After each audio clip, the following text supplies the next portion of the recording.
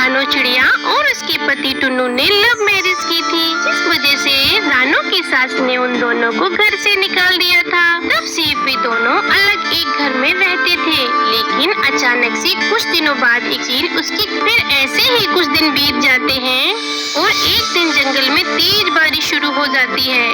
बारिश इतनी तेज थी कि जंगल में बाढ़ आ जाती है और पक्षियों के घर डूबने लगते हैं। तेज बारिश की वजह से रानो का घर भी टूट जाता है। तब रानो अपने दोनों बच्चों को लेकर अपनी सास के घर आती है, लेकिन उसकी सास तो उसे देखकर दरवाजा भी नहीं खोलती। माँ जी, दरवाजा खोलिए प्लीज। माँ जी, हमें कुछ दिनों के लिए अपने घर में रख लीजिए, हमारा घर इस तेज बारिश में टूट गया है। माँ जी, प्लीज दरवाजा खोलिए। तभी अंदर से एक आवाज आती है, देखो रानो, तू चुपचाप यहाँ से चली जा, मेरा दरवाजा मत बजा, मेरे बेटे को तो खा गई, अब क्या मुझे खाने आई है? चल निकल जा यहाँ से, कल मुही कहीं की। माँ जी, ज्यादा नहीं तो सिर्फ आज के लिए हमें अपने घर में रख लीजिए। माँ जी, बाहर बहुत तेज बारिश हो रही है, मेरे बच्चे बारिश में भीग रहे हैं और तो जंगल में बहुत पानी भी भरा है। प्लीज माँ जी, हमें आज के लिए अपने घर में रख लीजिए। नहीं रानो, बिल्कुल नहीं, मैं तुझे अपने घर में नहीं आने दूंगी। अगर तूने मेरे घर के अंदर आकर चोरी कर ली तो चोरनी कहीं की। चली जाए यहाँ से अपने बच्चों के साथ, फिर दोबारा अपना चेहरा मुझे मत दिखाइए। माँ जी प्लीज, आप हमें अपने घर के अंदर रख लो। और आप ऐसा क्यों कह रही हो कि हम चोरी करेंगे? हम आपके घर पर क्यों चोरी करेंगे? चलो, आप मुझे नहीं तो अपने इन छोटे छोटे बच्चों को ही रख लो। रानो, अब बहुत हो गया, तू चुपचाप अपने इन बच्चों को लेकर यहाँ से चली जा। अगर तू नहीं गई तो मैं तुझे धक्का मार कर यहाँ से भगा दूंगी। और वैसे भी हमारा तुझसे कोई नाता नहीं जो मैं तुझे अपने घर में रख लूँ, इसलिए तू चली जा। मेरा ज्यादा दिमाग मत पका, बहुत हो गया है तेरा नाटक।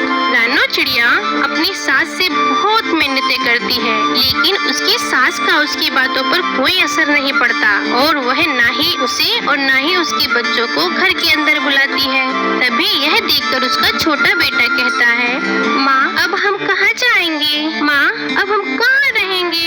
यहाँ तो कितनी तेज बारिश हो रही है। माँ, मेरे बेटे तुम चिंता मत करो, सब ठीक हो जाएगा। हाँ, याद आया, मैंने आज सुबह लाडो की बातें सुनी थी। वो कह रही थी कि दूसरे जंगल में बारिश नहीं हो रही है, तो हम ऐसा करते हैं कि दूसरे जंगल चलते हैं, क्योंकि अब हमारे पास वहाँ जाने के सिवाय और कोई रास्ता नहीं है।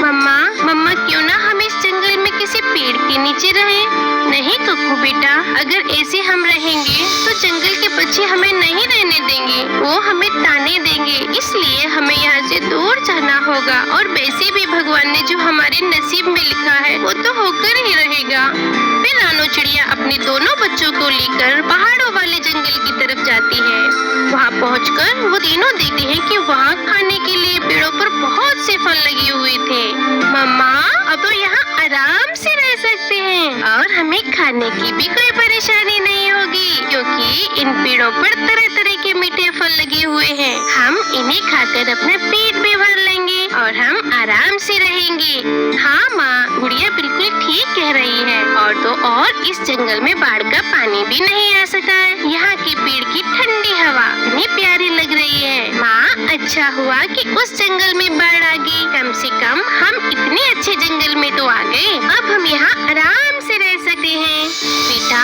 बाढ़ आना कोई अच्छी बात नहीं है, क्योंकि बाढ़ में तो जान और माल दोनों का ही नुकसान होता है। अच्छा ही हुआ कि हम इस जंगल में आ गए, नहीं तो हम जिंदा नहीं बचते। लेकिन हमें यहाँ रहने के लिए एक घर भी बनाना होगा, क्योंकि इस जंगल में जंगली जानवर भी रहते होंगे, कहीं वह हमें खा न ले। इसलिए मामा, हम घर बनाएंगे। किससे?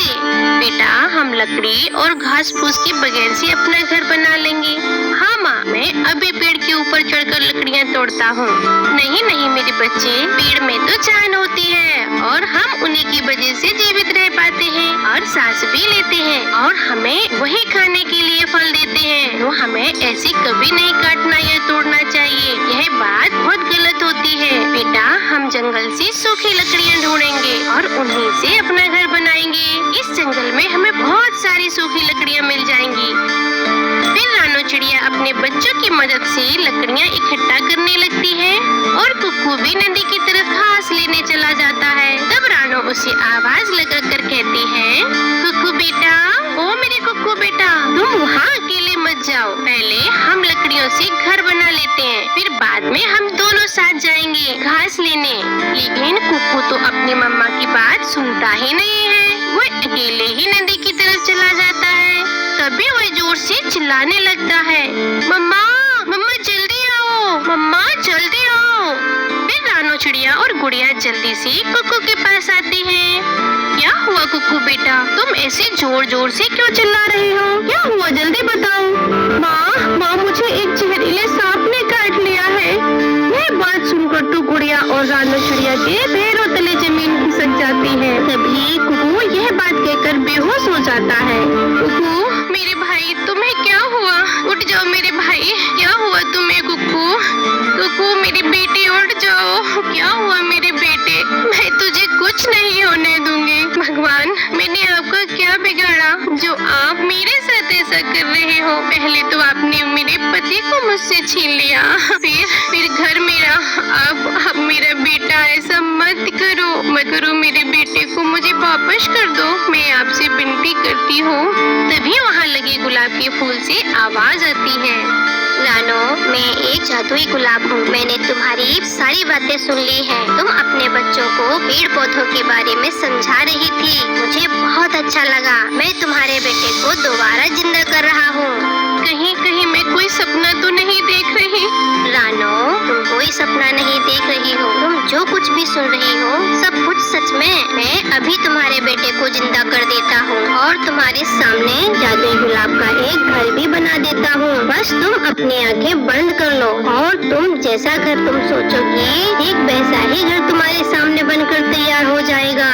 फिर रानो अपनी आंखें बंद कर लेती है और वह आंखें बंद करके जैसा अपने मन में घर सोचती है, वहाँ वैसा ही एक जादुई गुलाब का सुंदर सा बनकर घर तैयार हो जाता है। वो घर दिखने में बहुत सुंदर लग रहा था और फिर कुक्कू भी ठीक हो जाता है। माँ और गुड़िया दीदी, आप दोनों ये क्या